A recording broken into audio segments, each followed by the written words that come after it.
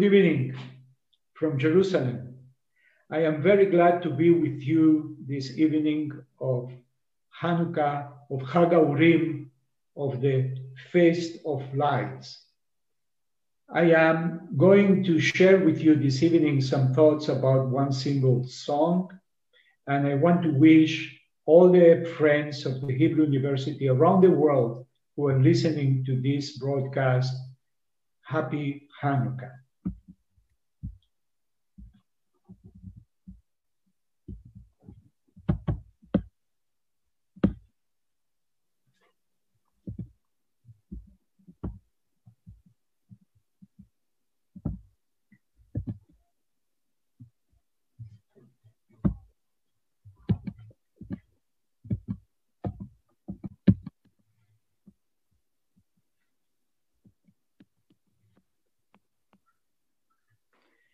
So what is Maoz Tzur? Well, we all know Maoz Tzur is a song, an aggregate of text and melody, one melody or more than one melody, as we will see. Maoz Tzur is a very special kind of song. It is a piyut. It is a religious song that was designed to expand the canonic Jewish prayers.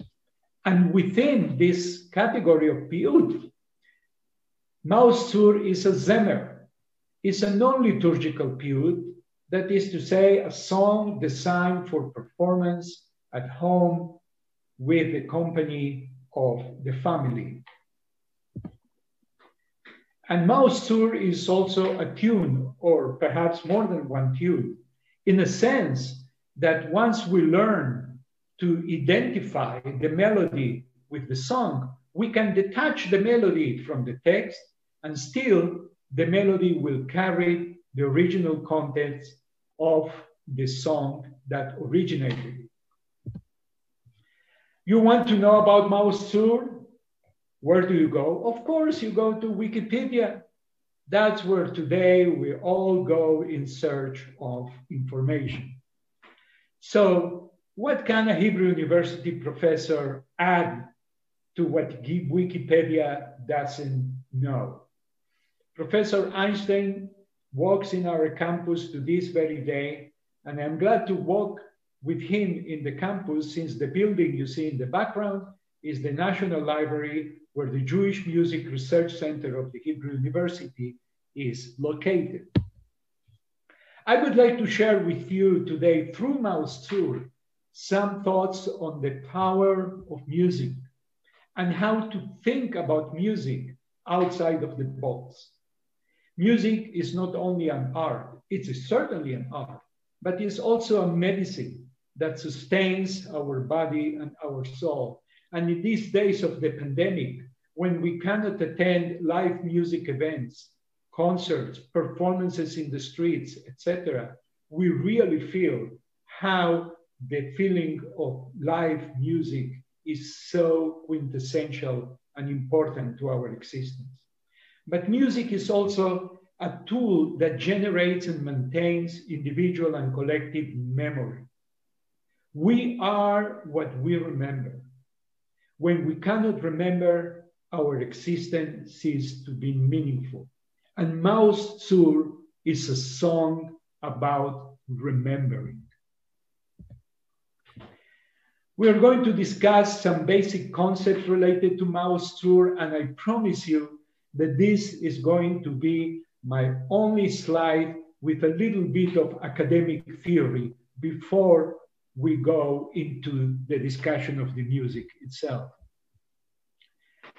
We are talking about conception and inception. That is to say, we want to know about the creative processes that generates a song such as Maoz Tzur in the specific historical and geographical context in which it was created.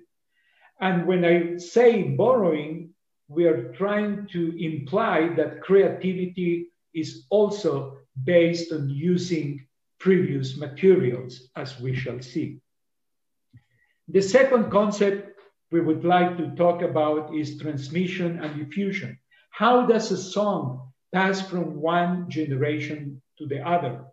Who are the agents, the people who transmit a song from one generation of the other via oral, written, printed, and digital means? We will also talk a little bit about reception. That is to say, how a song becomes accepted, becomes canonized. It becomes part of our liturgy, of part of our home practices. And also why sometimes songs are rejected or they are edited and changed. All this happens to Maoz Tzur. And finally, we will say a little bit about modernization, about processes that affected the Jewish people, such as secularization, nationalization, and also the emergence of the mass media, that in a way change or shift the meanings and the appreciation of a song such as Maoz Tzur. We can see here the text of the song, of the first two stanzas. And from the get-go, I will just say that Maoz Tzur is not a simple song. It is a song loaded with meanings that some of them can be extremely problematic, particularly when you read the poem in light of modern sensibilities or even political correctness. It's a song of rebuke, as we will see, of all the enemies of Israel. Why do we sing Maoz Tzur in Hanukkah specifically? Well, the song was not specifically a song for Hanukkah, but out of the 6 stanzas that it includes, the 5th one talks specifically about Hanukkah. Greeks gathered against me, then in Hasmonean days, they breached the walls of my towers and they defiled all the oils. And from one remnant of the flasks, a miracle was wrought for the roses. Men of inside, 8 days established for song and jubilation. And finally, let me tell you that the last stanza, particularly the last verses, repel the red one. Admon in Hebrew, it's a code word for the Christians in the nethermost shadow and established for us the 7 shepherds, which means the restoration of the temple in Jerusalem. So you can see that this song has or reverberates with the meanings of antagonism between the Jewish people and all the foes that try to destroy it. So what do we know about when was Maoz Tzur composed and where? Well, the most recent research tends to locate Maoz Tzur on the banks of the river Rhine, what is today the heart of Germany, in the late 12th century. The poem shows the incipient influence on Ashkenaz, that is to say, on German Jewry. And remember, there is no Eastern European Jewry at this time in the late 12th century, of the Iberian, the Sephardic school of medieval Hebrew poetry. Ashkenazi poetry, liturgical poetry, had a very long history, but from this period on, it shows the influence of the Sephardic school. And from the earliest sources that we have about this song, it is called a zemer, that is to say, a song to be performed with melody in the context of the home and family. A little bit about the genealogy of the text. I will just say something about the 3 words of the song, Maoz Tzur Yeshuati, fortress, rock of my salvation. So this string of 3 words appeared for the first time in Hebrew literature, actually in a poem by the great Sephardic poet and philosopher Solomon Ibn Gvirol, who lived in the 11th century. But Ibn Gvirol constructed this string of 3 words from fragments from Psalms 31 and 89, from Psalm 31, you are my rock and my fortress. And from Psalm 89, you are the rock of my salvation. So out of these two fragments from Psalm verses, he constructed the first three words of Maoz Tzur Yeshuati. Maoz Tzur started to appear in print as soon as the printing press started to work on behalf of the Jewish people, which was very early in comparison with other aspects of European culture. In the Machzor Mikol HaShana Keminag Ashkenaz, the book, the cycle of prayers for the whole year according to the Ashkenazi custom of 1560, we can already see Maoz Tzur printed, and it's written, Zemer Nahe LeChanukkah, a nice song for Hanukkah. So by the 16th century, Maoz Tzur is definitely associated with Hanukkah. Early on, Maoz Tzur starts to appear more often, not in prayer books, but in the Seder Birkat Hamazon, the grace of meal, also known today as the bencher. And the picture that we have here from 1739 is a bencher printed in the German city of Fürth. Eventually, the text of Maoz Tzur will be altered. First, by deleting the last stanza, which, as I've shown already, has a very harsh rebuke of Christianity. And eventually, there will be also internal changing of words referring aggressively or derogatorily to non-Jews. These alterations, of course, derive from imposed church censorship as much as from the self-imposed restraint of the Jewish communities, especially during and after the European Enlightenment, that is to say the 18th century, over expressing aggressive attitudes towards the non-Jewish others. Maoz Tzur was also translated into several languages, and here we see a very widespread German version that was set to or arranged for music for four voices by the great German composer Louis Lewandowski, to whom we shall return. As you can see from the translation of the translation that I made for you, you see that the German version is much more, I should say, peaceful in a way, much more general in it, and also mostly calling about resistance to oppression, not specifically the oppression of the Jews, but any oppression of humankind.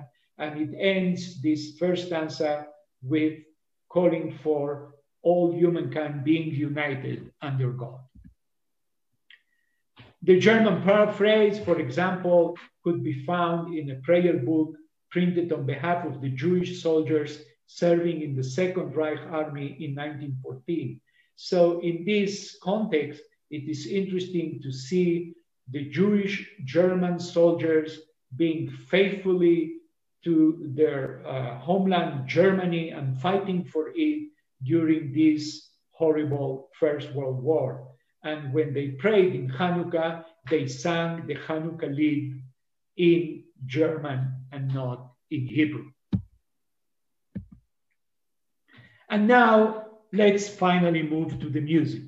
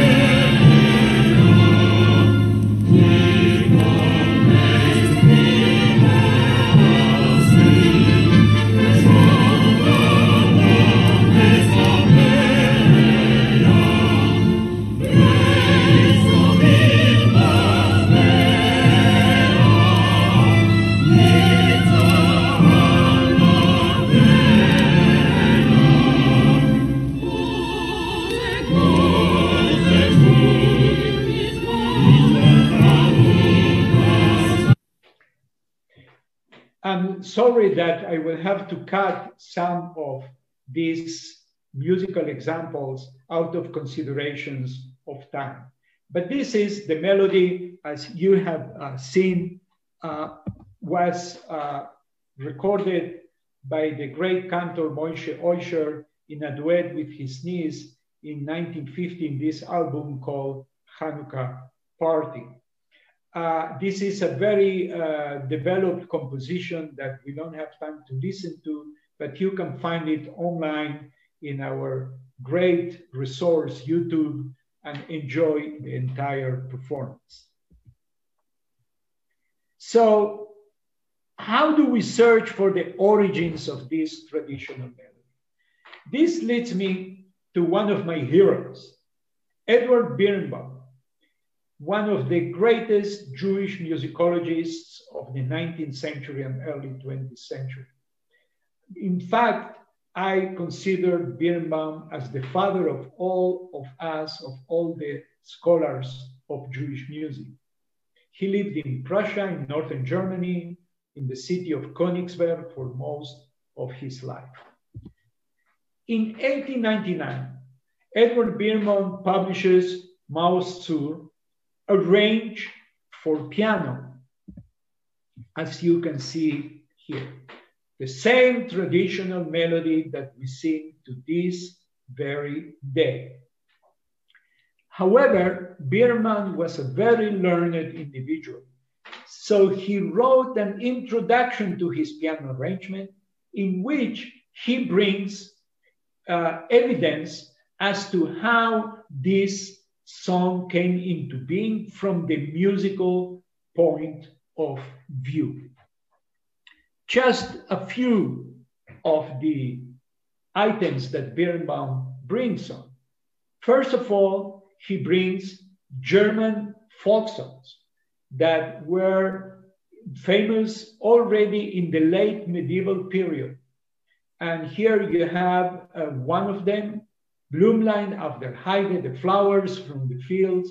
And you can see, all of you who can read a little bit of music, this is old musical notation. You can see already the beginning, da-dee, da-dee, da-dee, da-da. Exactly the same motif as the opening of Maoz Tzur. However, the continuation is not exactly as the Maoz Tzur that we sing. So Birnbaum started to show the beginnings of the identification of the melody, but he didn't finish the entire work. He also mentions this very interesting piece of evidence, which is one of the first complete versions of Maoz Tzur in a Jewish source from 1815. This is the musical setting of the very famous Hebrew melodies by Lord Byron, set by the Jewish British composer Isaac Nathan.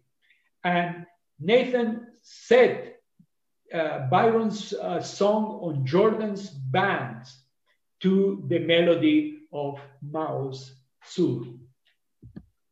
Another piece of evidence, very important one, that Birnbaum brings is a quote by Baruch ben Samson Arweiler, also known as Meister Bender. He was, among other things, he was a rabbi, but he was also a poet. And he wrote a song for Hanukkah. And he says at the beginning of the song, and this is the quote, on the nigun, that is to say, on the melody of Maoz Tzur Yeshuati, I composed this poem about the 4 Galuyot and Hanukkah in the year of 5210, which is the equivalent to 1450. What does it mean, my friends? That in 1450, there was a melody widespread known in Germany as the melody of Maoz Tzur. We don't know if that melody is our melody. We have no way to know. However, we know from this evidence that some melody was widespread, and perhaps it was our melody.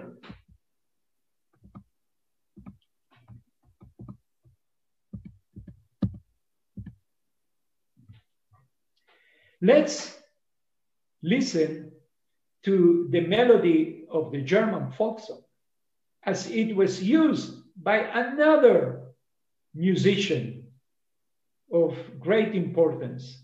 His name is Martin Luther. Where Martin Luther established the Reform movement, he created a new liturgy. His goal was to separate Christianity from the power of Rome, from the power of the Pope, and from the power of the Latin language that was so associated with the power in Rome. So what did he do in order to have a new church from one day to the other? He took the favorite folk songs of the German people and set it to new texts, many of which he composed. So we are going to hear the beginning of that melody that Birnbaum uncovered as being one of the probable origins of Maoz Tzur, set to the song by Luther, "Now rejoice, dear Christians, and let us jam happily, so that we can sing confidently and all in one with joy and love."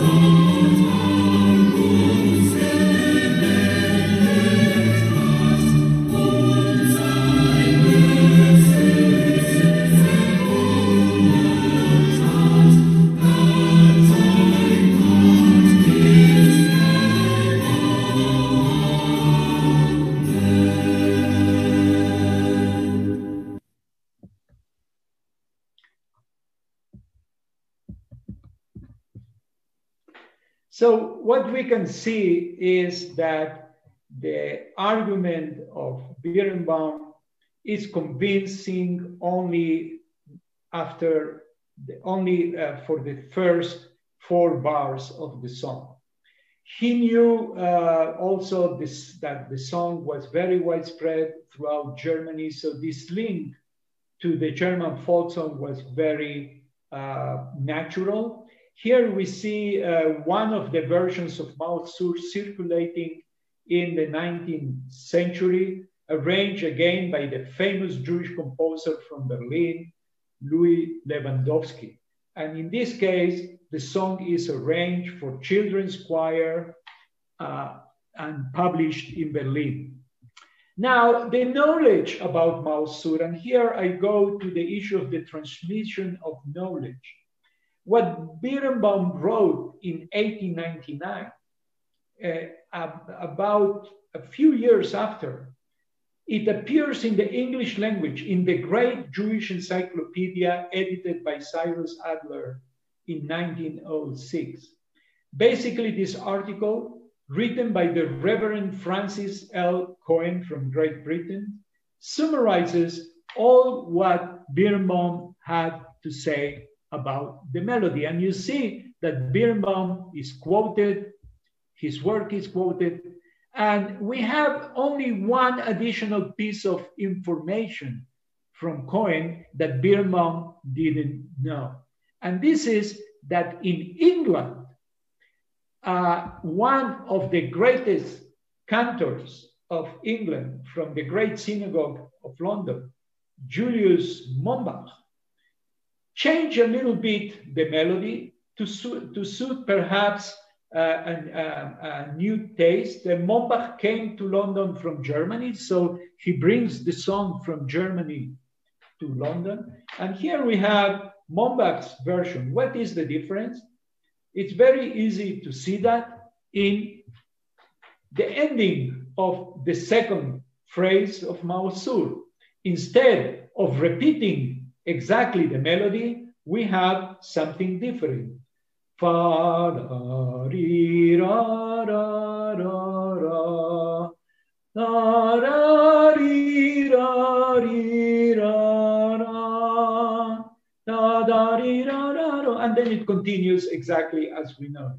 So we see you have here a little variation, a little change, but how these very, so to speak, insignificant melodic changes create identity. You remember I mentioned that music is also about memory and identity.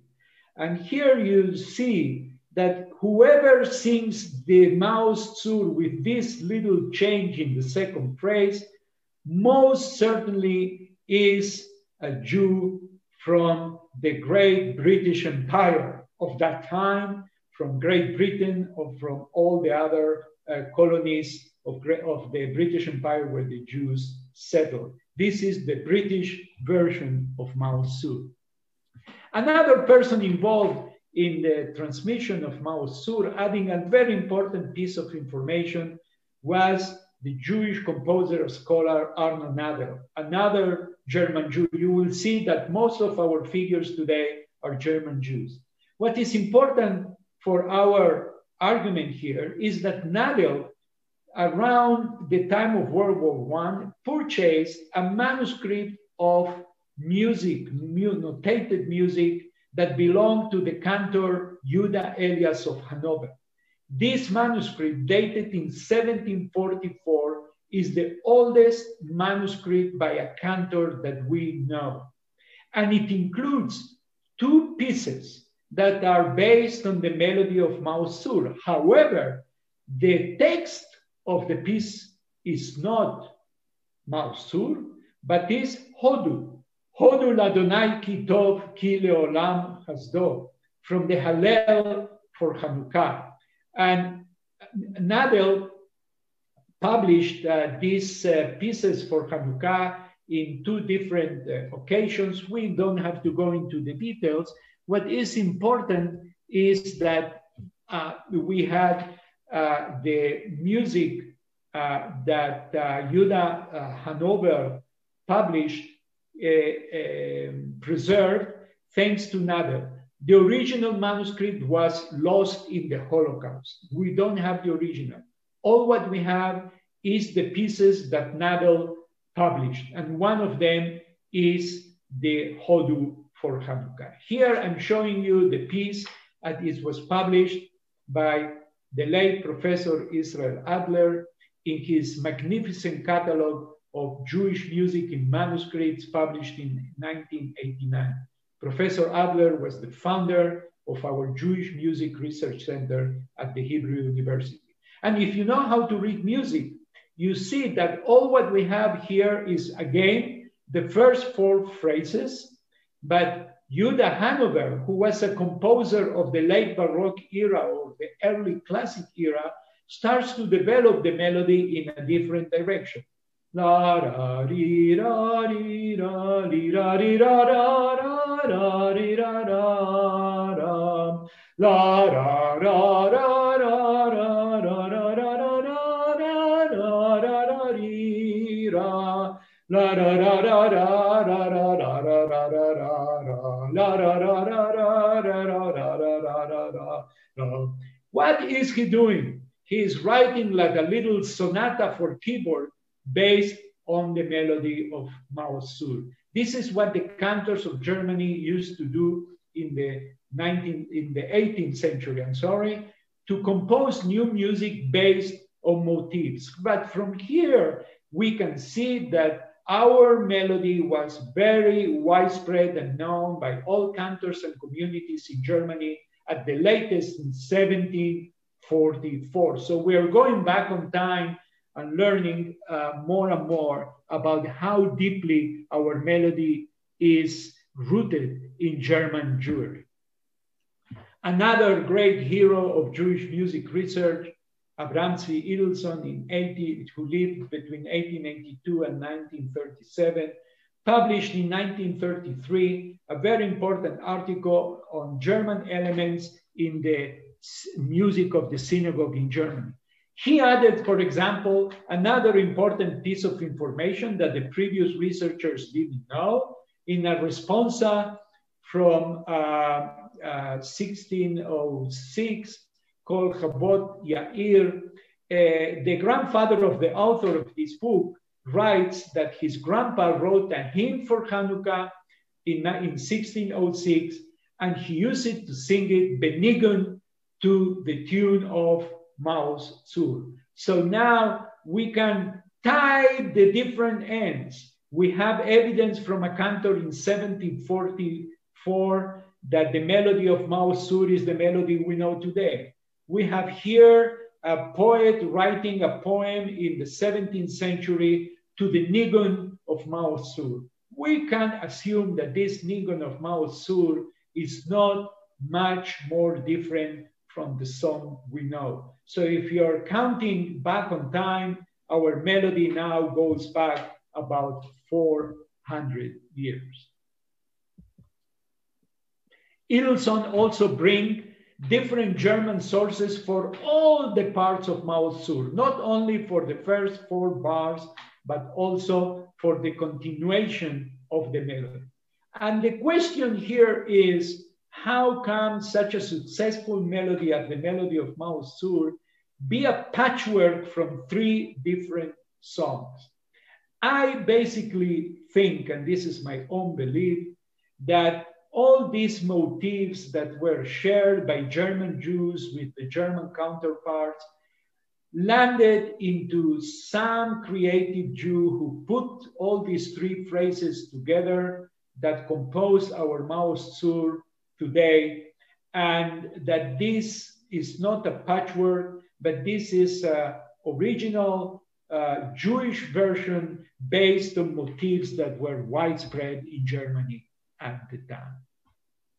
In 1957 in Tel Aviv, another great scholar that we're going to find or meet in this lecture, Leo Levi, he was from Italy, and he wrote an article on Maoz Tzur in which he repeats again and again all the information that was mentioned in the previous versions. However, he also copies some of the evidence brought by Edelson. What I'm trying to say is that on the one hand, there is a tradition of singing Maoz Tzur to this melody. And on the other hand, we have a scholarly tradition that every generation adds a little new piece of information in order to try to fill the puzzle of how Maoz Tzur was made, how this specific Maoz Tzur was made. Eric Werner, another great scholar, in his important book about the sacred songs of Ashkenazi Jews, repeats the information by Edelson, Nadel, Birnbaum, and Leo Levi. Finally, in this short history of the research on Maoz Tzur, we reach one of my dear teachers, Professor Hanoch Avenari, another German Jew. All of these scholars are German Jews trained in Germany. He wrote in 1967 a very important article on the melody of Maoz Tzur, published in Hebrew in 1967. Hanoch, and I allow myself to call him Hanoch, brought new evidence coming actually from Bohemia, not so much from the heartland of the German empire, but a little bit more now towards the east, to what is today the Czech Republic. And what he found is that in several of the songsters of the Hussites are a branch of Czech Christianity that also rebelled against the power of Rome. And they also have Christian hymns that include the motifs of Maoz Tzur. However, these Bohemian songs, Christian songs, include a little bit more than the first phrase, but also elements of the second phrase. So Professor Avenatti thought that perhaps the melody does not come strictly from Germany, but perhaps from the lands of Bohemia and Moravia. And to cement his opinion, he brought this manuscript from the Jacob Michael collection of the Department of Music of our National Library, in which we have a version of Maoz Tzur, which is a little bit different from the ones that we know from Germany, and it contains certain elements of the Bohemian sources that Avenatti brought back to light that were unknown until 1967. Here you have Avenatti's The Musicologies, comparing the different phrases and the different versions. We won't spend too much on this slide, which is too technical, just to show you a little bit from the laboratory of the musicology. Finally, in 1972, in the great Encyclopedia Judaica, another one of my dear teachers, Dr. Bakia Bayer of blessed memory, who was at the time director of the Department of Music at the Jewish and University Library, she, in fact, compiled all the information of all the previous researchers, and that's the definitive article on Maoz Tzur. And that's what most of the sources in the internet copy from, whether that's Wikipedia and all other sources of information that you can find on Maoz Tzur. So what I taught you is a little bit about the people who generated and created this information, and not so much about the information itself. Now we move a little bit into the arrangements and offshoots of the traditional tune.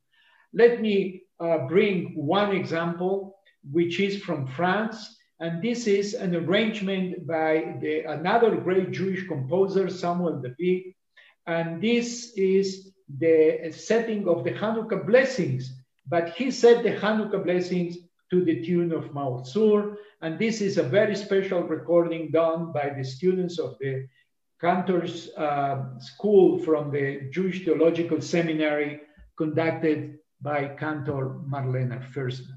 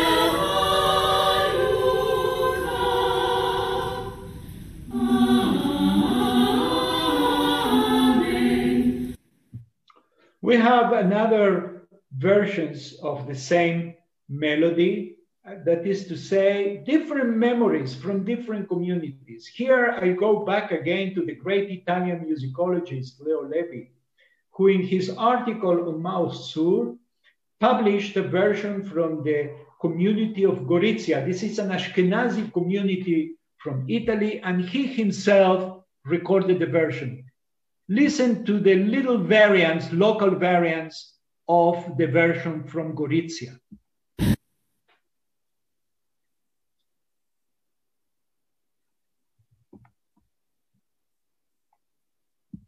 Maoz Tzur yeshungati lechana eleshabeach tikon vetefilati ושעתונה לרבח לנט תחיר מטבח מצרם נבח עד הגמר בשיר המזמור חנוכת המזבח. Let me bring you a final example from these arrangements. Here I bring another of my dear teachers, beloved Rabbi Meir Atiyah. He is a Moroccan cantor and teacher, and he is giving here a speech, and this is very funny and interesting. So the story is as follows. The Moroccan Jews sing the verses from Psalm 116 from the Hallel with the melody of Maoz Tzur, without knowing that that is the melody of Maoz Tzur, and at least until they arrived to Israel. How did the melody of Maoz Tzur with the Hallel reach Morocco? Well, I think that the most plausible hypothesis is that it reached with the schools of the Alliance Israélite Universelle, with the network of schools, French schools that were established in North Africa and in the Middle East by French Jewry on behalf of their brethren in these parts of the world. So they sing, you see the text here, Ma'ashiv l'Adonai, kol tagmulo alai, kos Yeshuot esa, ubeshem Adonai ekra, etc. So the rabbi is here fulminating against the Moroccan cantors who, instead of singing this very simple melody, they start to expand it with coloraturas that are not in place. Even if you don't understand Hebrew, you will understand what he is trying to demonstrate. עוד איזה נקודה פשוטה, לכאורה, ואין הפסקים. זה הפסק, לא הפסק, אני היום הייתי בבית כנסת. אז אמרנו, מה אשיב לשם, כל כך אולי עליי, מה אשיב, מנהגנו. בסוף אומרים, הללויה, הללויה, הללויה, הללויה, הללויה, הללויה. לא, לא, לא, תעש את זה. הללויה, זה מצחיק. מה רע שיהודים? So that's Rabbi Atiyah on the use of Maoz Tzur in the Moroccan synagogues. By the way, this is sung with the Hallel, not only on Hanukkah, but throughout the year. That is to say, on all the holidays in which we add the Hallel in the synagogue. Now, of course, something about the American story of the traditional tune of Maoz Tzur. The tune, of course, was brought to America early on, relatively with the immigration of German Jews, starting with the early 19th century. And very soon, an English version, an English text that every American Jew knows, Rock of Ages, written by Marcus Jastrow and Gustav Gotthard, became very popular in 19th century American Jewry. And here you have one of the first printings with the music arranged from the Union Hymnal, that very important musical document of the history of the Reform movement in the United States. So we have already the text being substituted, as we saw in Germany, with German text. We saw being substituted by other Hebrew texts like Odu Ladonai Kitov Kiliolam Chasdo or Ma Ashiv Ladonai, and here with the English words Rock of Ages.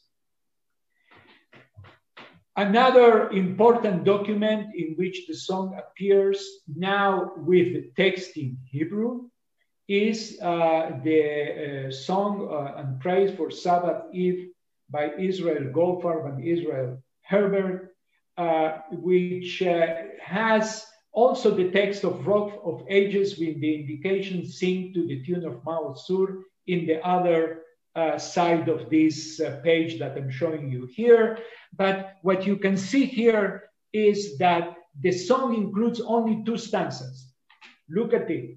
The very first one, Maoz Tzur Yeshuati, and then the 5th one, the one dealing with the Greeks. And you will see that this 5th stanza will become very important in other Jewish circles. Another issue here, again, a little melodic kvetch that this version does that characterizes the American versions of the song in comparison with the Israeli ones. You see already here that the last phrase is repeated.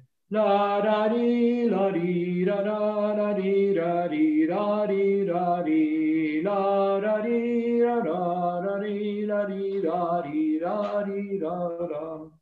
The Israelis sing la da da la li la la, which is a little different. So here you see again a tiny little melodic difference that differentiates the memory of every community. We saw before the British one, now we see an American change.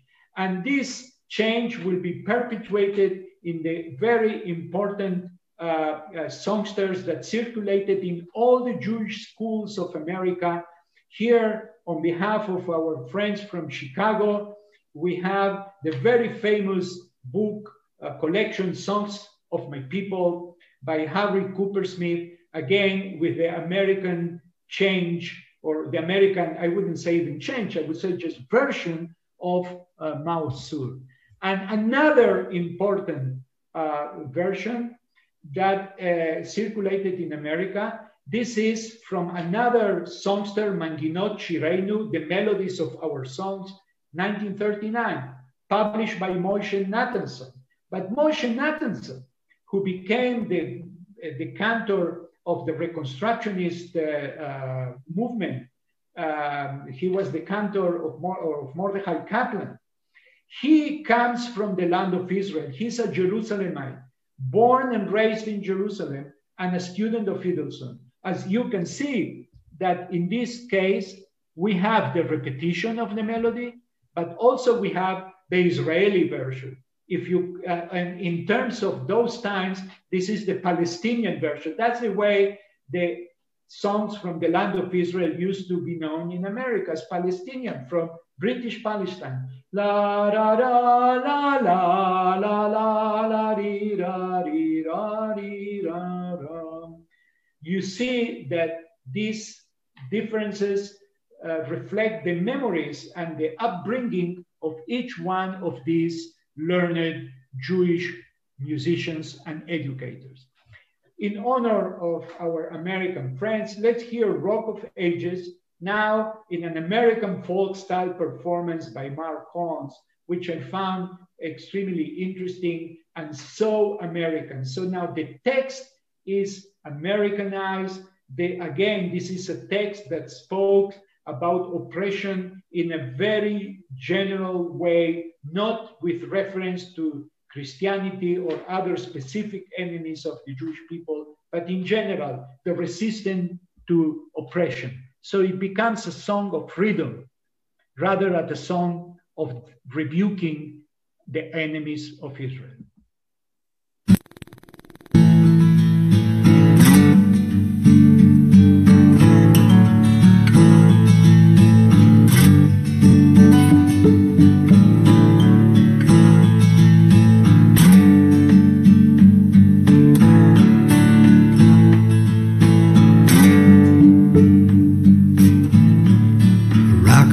Just let our song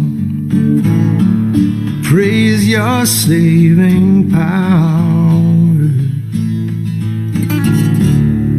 Thou amidst the raging foes, you were our sheltering tower, our sheltering tower.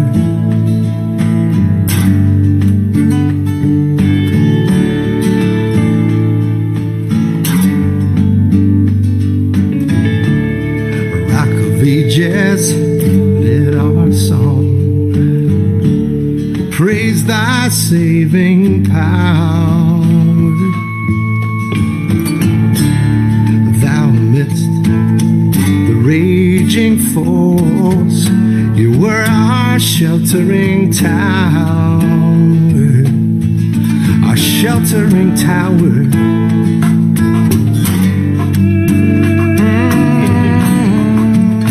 Again, I apologize that I have to cut this wonderful performance. Maoz Tzur was adopted also in non-Ashkenazi Jewish communities. We already heard the melody being included in the Moroccan synagogue. However, the song with the text became widespread mostly after the big immigrations of Middle Eastern and North African Jews to Israel. Here we have Maoz Tzur already included in the book of songs of the Jewish community, the Judeo-Arabic community in Brooklyn. And here we have the voice of one of the great cantors of the Syrian Jewish community in Brooklyn, Gabriel Shrem, recorded. And what I want you to pay attention is to the heavily Arabic accent that he has in the way he sings the Hebrew in Maoz Tzur, and also a little bit of influence from his Arabic intonation in terms of music. The next Pizman is Maoz Tzur Yeshuati, page 166. Maoz Tzur Yeshuati, Lechana Elesabeyah, Ikun betefilati, Reshem Todani Zabeyah, Ayet Takin Matbeyah, Bisar Nabeyah, Elmor Bashir Milmor Hanukkah, Mizbeyah, Elmor Bashir Milmor Hanukkah, Mizbeyah, Keter. I would like also to play another version, and this is a very beautiful one. This is in honor of my Canadian friends of the Hebrew University who are attending this lecture too. And this is the voice of Rabbi David Kadosh, born in Toronto. But this young man is a most amazing phenomenon of how he absorbed the Andalusian style of music from North Africa without never living in Morocco or in Algeria, and how beautiful he performs. So here is his Maoz Tzur, now with a very North African, Andalusian, and even flamenco flavor. Maoz Tzur Yeshuati,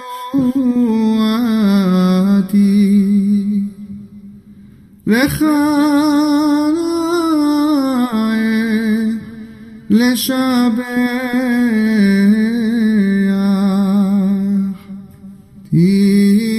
Tikon bet Tefilati,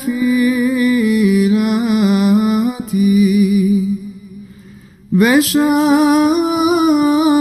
Toda Nezabeach.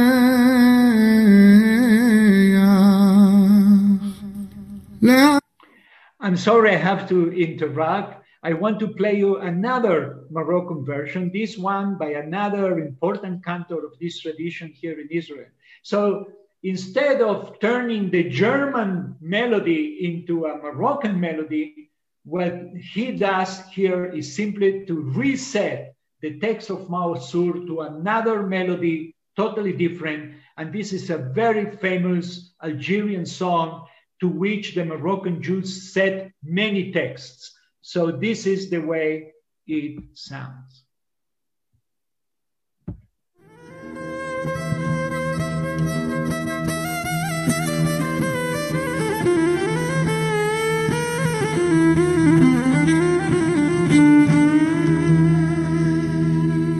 معوز tzur يشوعتي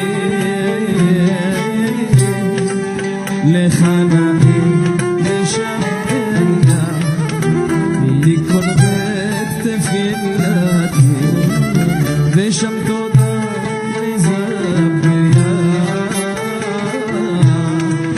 לעד אחי נעמד ביה מצעם נבלה אז אגמור בשיר מזמור חנוכה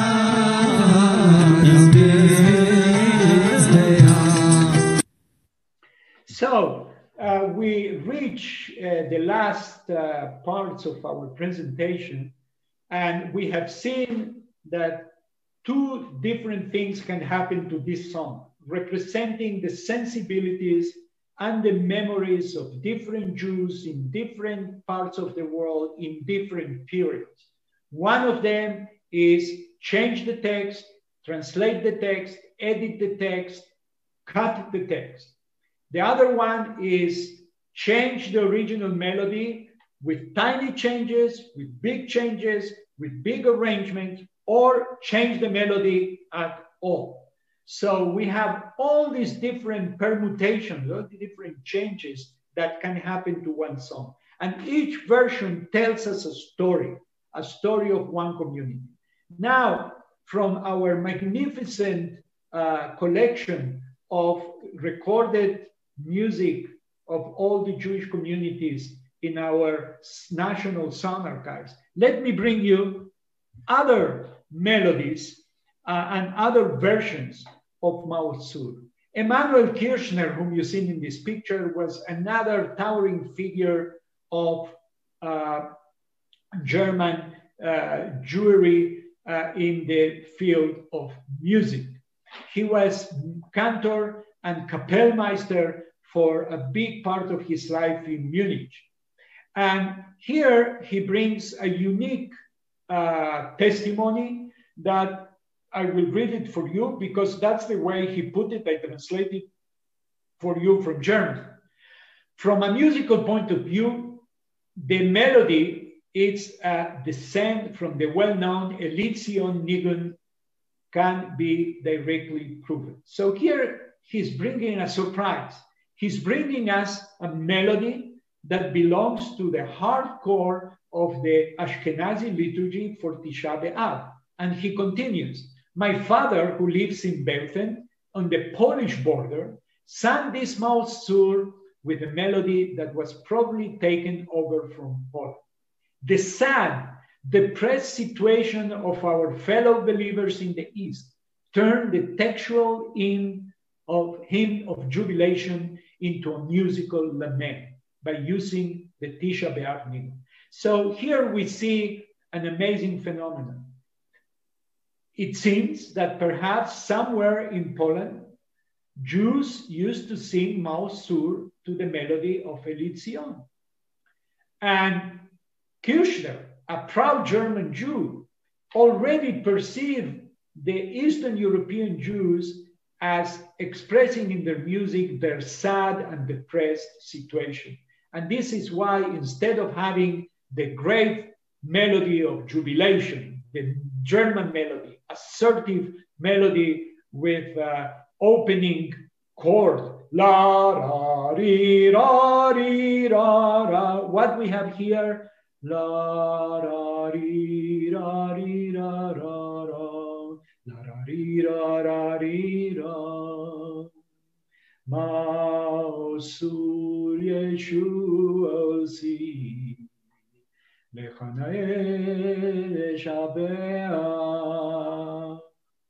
almost like Tisha B'Av. This is the only testimony that we have from this melody for Maoz Tzur. Another beautiful melody is the melody sung by Mr. Abraham Harenfeld, who came from Budapest, and this is how he was recorded. By the way, in these slides, I also show you the magnificent 19th century synagogues built in Europe. This is the Great Synagogue of Budapest, where perhaps this melody was heard. Maoz Tzur Seroussi, lecho noel leshabeach, tikoin bes tefilosi, b'shom taidon nezabeach, leistochin matbeach, mitzor hamnabeach, ozeg moir b'shir mizmoir, Hanukkah's hamizbeach. Rois sovonapshi, beogain koichi kolo, chayai merri bekushi, beshibid malchis eglo, viviodoi hagedoilo, hoitzies haskilo, chel paroi v'chol zaroi, yordi cheven metzilo. You can hear this heavy Hungarian Ashkenazi accent. It's not only Ashkenazi in terms of the pronunciation of the Hebrew letters, but you have a lot of I, umlaut, which is very characteristic of the German Jews. Another German melody, very much associated with the community in Frankfurt, performed by Mr. Friedenberg and recorded in Israel, in Jerusalem in 1957. This is the big, magnificent synagogue at Bornplatz in Frankfurt. And you have here a very rare photo of how the synagogue, this amazing temple, went on fire on Kristallnacht.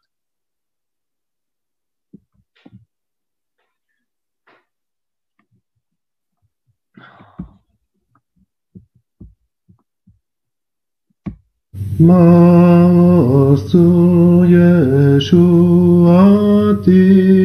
lecha na'e leshabeach tikon bet tefilati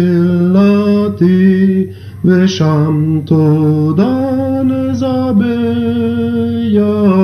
le'et tachin matbeach Mitzam nabeach azegmor b'shir mizmor Chanukah hamizbeach.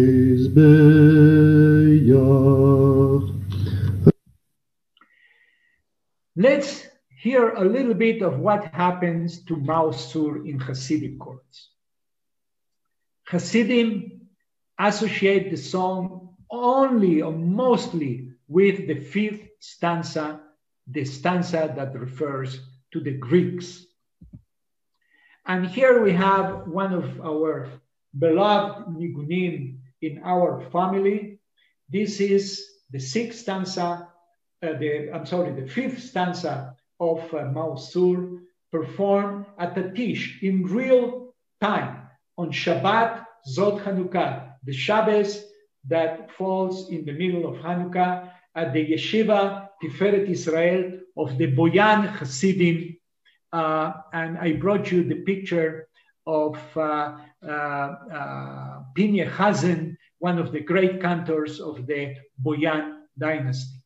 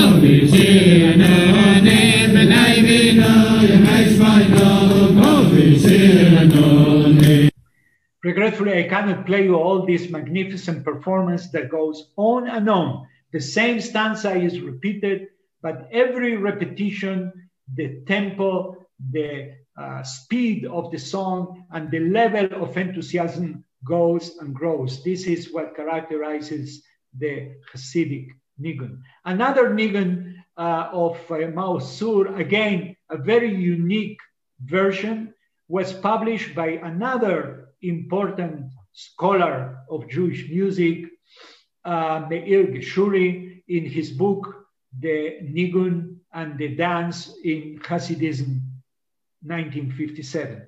And he attributes this nigun, which is very rare, to Rebbe Mordechai, who was also known as the cantor of Zaslau, and he was arguably the private cantor of Rabbi Israel Baal Shem Tov, the foundational figure of Hasidism. We have no recordings of this, so I can hum for you a little bit of this tune.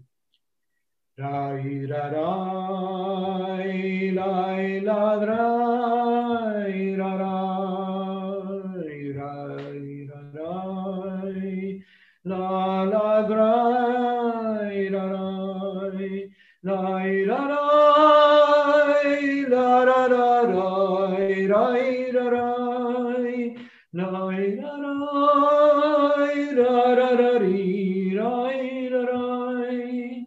Lai lai lai lai lai lai lai lai rai rai rai rai rai rai rai lai rai rai rai rai lai lai lai rai rai rai rai lai la rai rai rai rai rai lai la rai rai rai rai rai rai la la la la la la.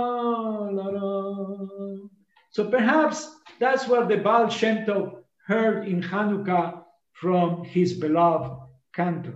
Another amazing testimony, once again, only one memory recorded in one place, again by the great Italian musicologist Leo Levi in his aforementioned article on Maoz Tzur from 1957. And he recorded this melody, which he called Lachan Mizrahi, Oriental melody, from the mouth of Mr. Natan Hofshi of Nahalal, of this famous moshav in the Israel Valley.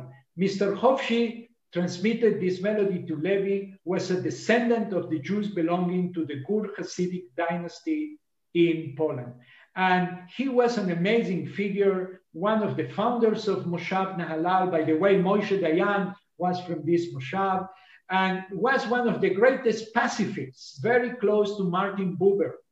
And he was also one of the first Israeli vegetarians trying to introduce vegetarianism into the Jewish society still before the establishment of the state. Now, I have my own doubts about whether this is a real Hasidic nigun, but it's a very unique melody. We have no recordings of it. Again, I will just hum it to you for you to get some sense of the melody. La ri ra ra ra ra ra la la ra ra ra ra ra ra la ra ra ra ra lai rai rai rai rai rai la rai rai rai la rai rai rai la la la la ri ri ri rai. An amazing and beautiful melody. To my knowledge, there is no recording or no other version of this melody, but perhaps we will find one someday. Finally, for this Hasidic chapter, let me play you a beautiful nigun of Chabad. Here we have the opportunity to see that performed also with instrumental music. Again, the text is not the text of Maoz Tzur, but the text of the 5th stanza about the Greeks, about Yevanim. This was recorded about a year ago in the yeshiva in the Yishuv of Otniel, which is the only yeshiva in Israel that is fully dedicated to music. It's a musical yeshiva. The students study Judaism and music. And they have these events, and Hilik Frank is one of the most important Haredi klezmorim today active in Israel.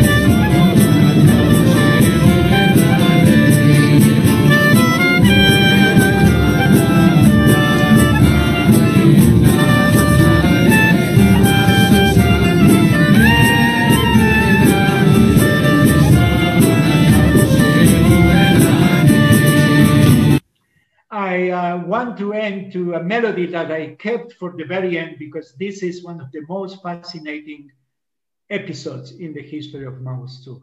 We go now back to the Venetian ghetto, the ghetto of Venice, the original ghetto, the father and mother of all the Jewish ghettos.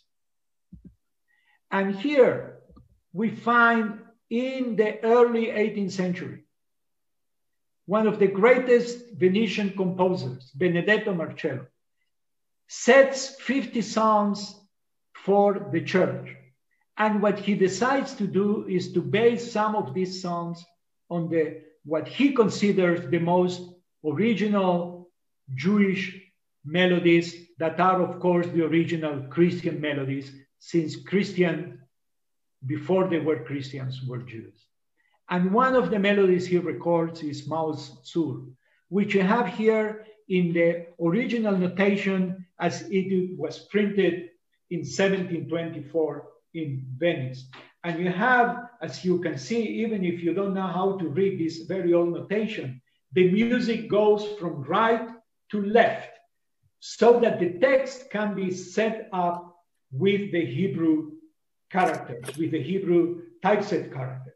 And this tells you about the close cooperation between Christians and Jews in Venice.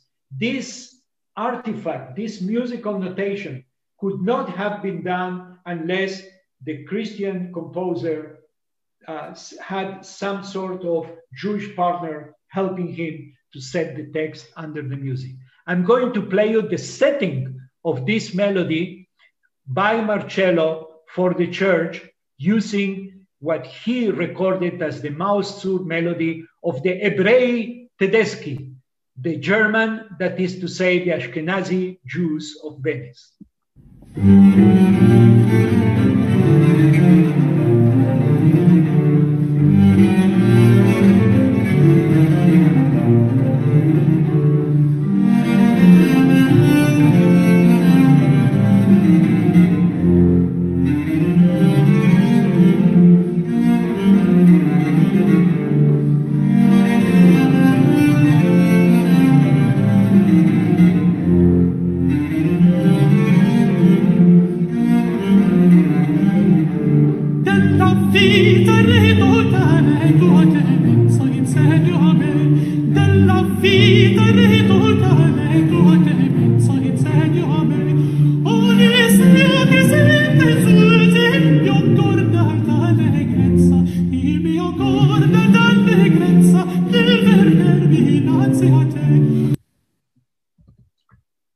Who do you think was the first modern Jew that found this melody and brought it to public attention?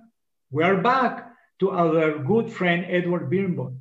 Before he published the well-known traditional melody of Maoz Tzur, he was so thrilled to find this very early German version or Ashkenazi version from Venice that he prepared this, as you can see, as a supplement for one of the Jewish weeklies in Germany as early as 1878. So this melody, what I call the Marcello melody, because Marcello wrote it down as he heard from the Jews in Venice, becomes another alternative story for the song Maoz Tzur. So we have the German tune that everybody sings today, but we have also this Venetian tune that has in its own history.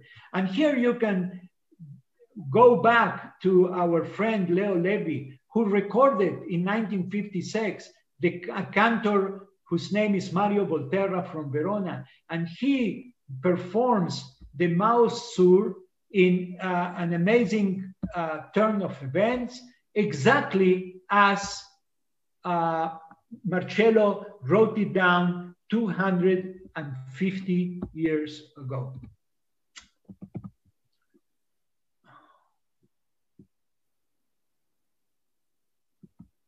Maoz Tzur Yeshua di lechana eleshabeach tikon betefila di vesham toda nezabeach legetachin madbeach misaram nabeach אז אגמור בשיר מזמור חנוכה למזבח. Let's finish with the Israeli Maoz Tzur. What happened in Israel is extremely interesting.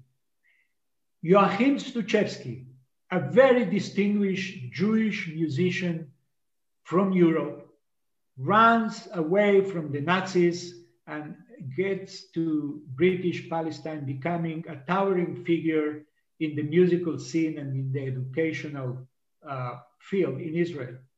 In 1942, he publishes the Marcello tune in order to teach the emerging Israeli culture a tune that will be not as un-Jewish as the regular German tune that we are used to is. And this is a very interesting turn of events within Israeli culture. And this going away, separating yourself from the sounds of Galut. So, Maoz Tzur Yeshuati, that sounds like a Lutheran chorale. And we have seen that this is indeed part of a Lutheran chorale. We want a more Jewish melody. The Marcello tune, which is a little bit also in minor, sounds a little bit more Jewish. And you see here the arrangement for two voices by another Israeli composer and educator, Yitzhak Edel, that became very customary in Jewish schools in British Palestine, this arrangement for two voices. And you see that in the archive of the National Library, in the great Meir Nor archive of Hebrew song, of Eretz Israeli songs, the Marcello already appears as a composer of the melody that is taught to Israeli children, and it appears together with all the folk songs of the Jewish settlement in Palestine. Let's hear the Israeli version of the Marcello tune, sung by a very distinguished Israeli popular singer, Tzila Dagan, with Oded Samir. And you see this is from an album of songs for the holidays for the children of Israel.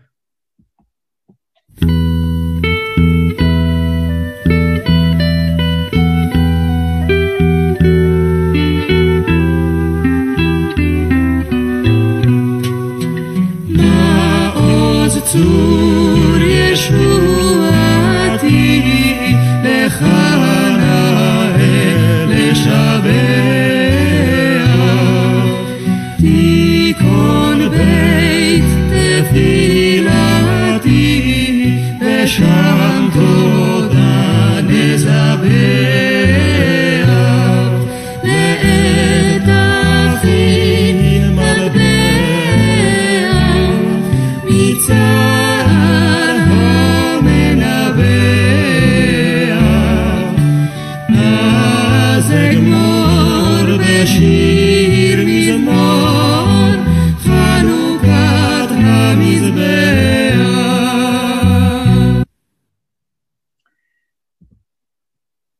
matter what, the German melody is the one who won the big prize and became the normative melody also in Israel. How it was done? It was done through many mechanisms. One of them is through the mass media. However, let me just point out another characteristic of the Israeli version. That's the repetition of the second part, but not like in the American sources as we saw, but having a different cadence. The first part, we are repeating the last phrase. La ra ri ra ri ra ri, la ra ra ra ra ri ra ra, la ra ri ra ra ra, la la li la ra ra la la. That's the Israeli version. And that version became customary in Israeli songsters. Here you have one of the most important Israeli songsters for Jewish schools. But what do we have? We have here peace between both melodies. You have the traditional German melody on your right, and on the left, you have the Marcello melody, so that the teacher can pick which melody they want. We will play now the song as it was broadcasted in Hanukkah in the Israeli radio, in the most important channel, Channel 1, which was basically the only radio the Israelis could hear, arranged by Ariel Lebanon. And this is how, for 8 days, every single year, all the Israelis heard the song.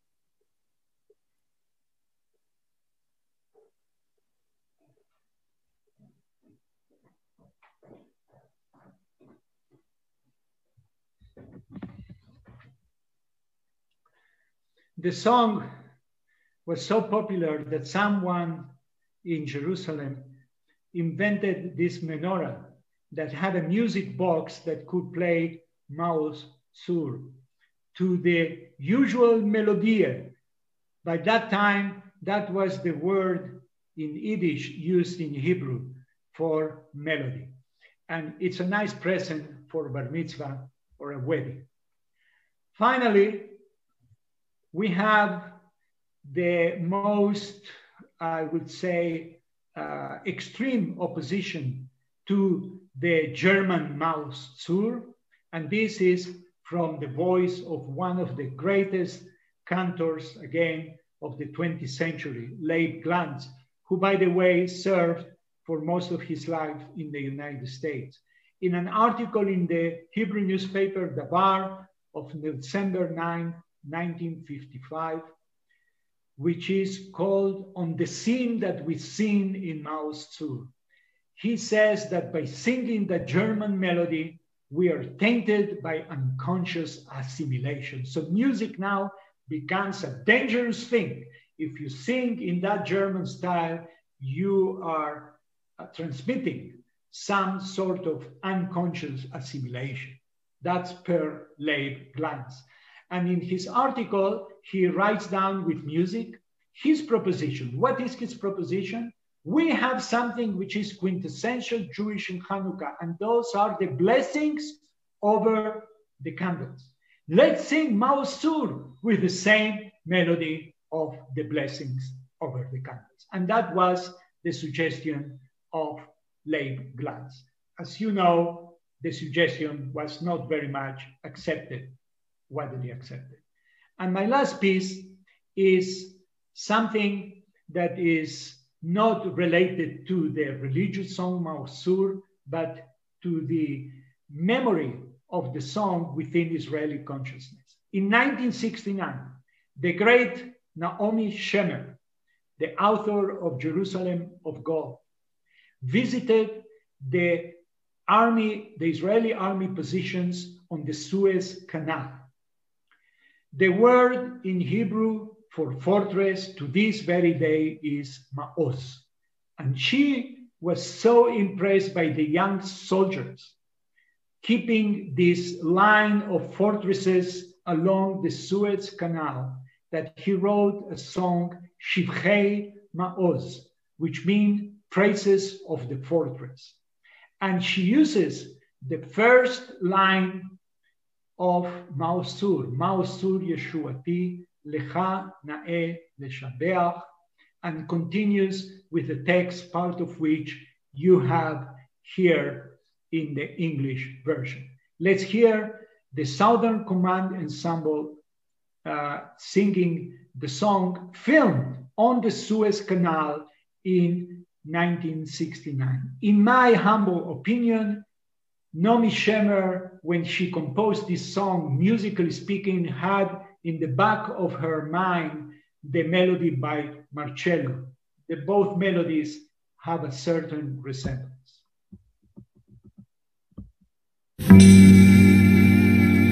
Maoz Tzur Yeshuati, Lecha Na'eh Leshabeach, הרחק ליד ביתי, הפרדסים נתנו ריח. אבוא במנהרות ובמצדות ובמערות, ובנקרות צורים ובמחילות עפר, אשם בלב הלילה דרוך בחרישי, צופה בי מבקש נפשי.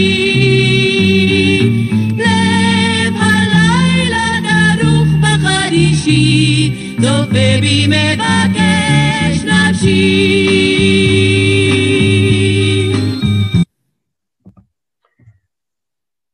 We know what happened to those fortresses 4 years after this clip was filmed. So the song receives a poignant turn when we hear that today. Adding and changing the text of Maoz Tzur is a common practice.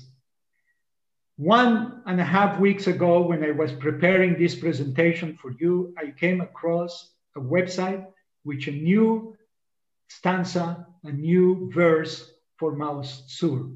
Mena magefa minachalatecha, prevent an epidemic from your land, remove the corona from us. Mena magefa minachalatecha, aser mi aleinu a-corona. So with this prayer, I hope that Maoz Tzur will lead us not only into freedom from our oppressors, but also from freedom from the pandemic. I wish you all good health, happy Hanukkah, and that we shall see ourselves in Jerusalem. And to say goodbye from Jerusalem, let's hear a nice Maoz Tzur to the rhythm of Brazilian bossa nova. Good evening.